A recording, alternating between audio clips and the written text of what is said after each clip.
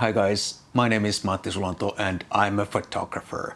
Welcome to another video. In this video I'm gonna take you out to the beach and we're gonna shoot some beach photos. My camera setup was the Sony a7 Mark IV and the Sony 40mm f2.5 G series lens. I really like this combo and I especially like this lens. It's such a nice, compact, beautiful, sharp lens and it's good for all kinds of general photography. And I'd be really happy to shoot only on this lens for the rest of my life if the situation came to that one day that I had to make such a decision.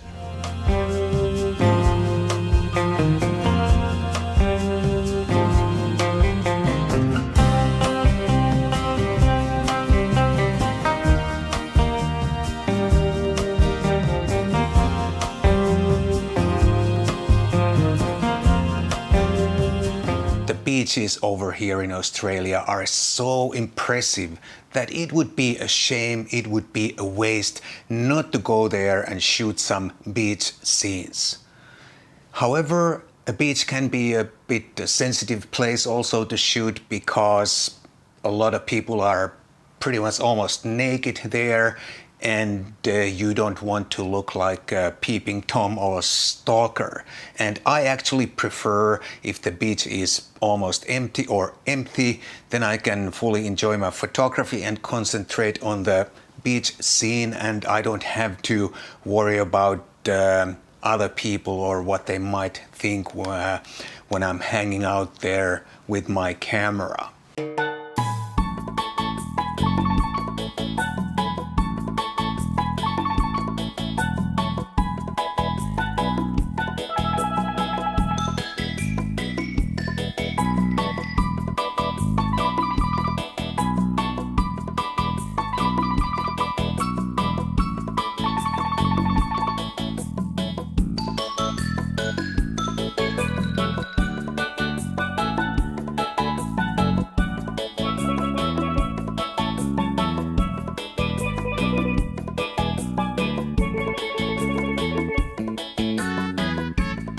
But as always, when you're shooting in public, a little bit of courtesy, a little bit of respect will carry a long way. And even at a crowded beach, you can probably shoot as long as you think twice where you point your camera at and try to be discreet.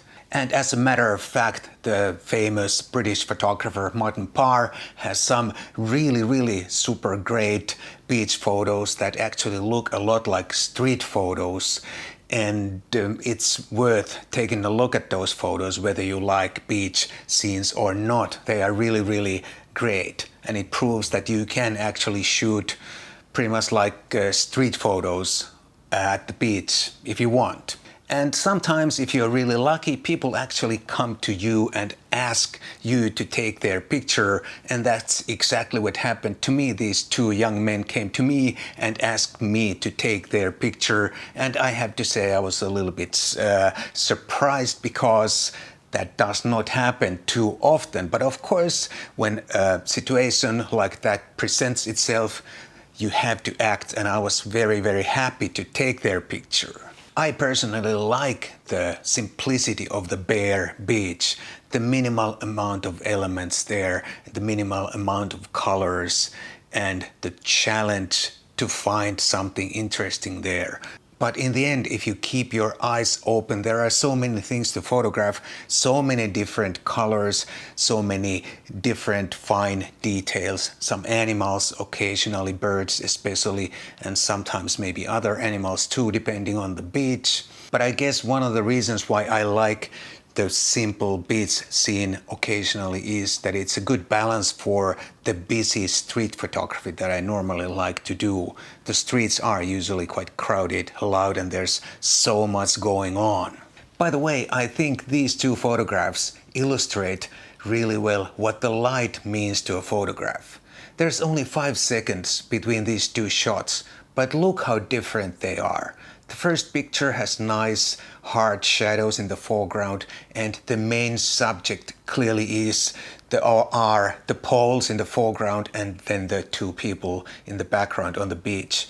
But in the second picture, a thin layer of clouds covered the sun, and we still see clear shadows in the foreground, but the poles are not that distinctive anymore, and now the main subject is more in the background and maybe still the two people on the beach. I very much prefer the first picture because that was the light that I saw and the light that made me hit the shutter. But I'd be curious to know which one you prefer. Please do leave a comment down below.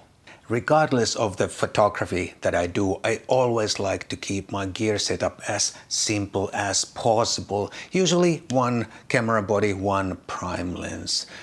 And at least I feel it leaves me more brain capacity to concentrate on photography and to concentrate on what is happening around me. And I feel I get my best pictures always when my gear setup is as minimal as possible. I was only using aperture priority mode because it was a warm and super bright day, so I really didn't have to worry about the shutter speed that much. I only worried about my aperture, whether I wanted a little bit more depth of field or less depth of field.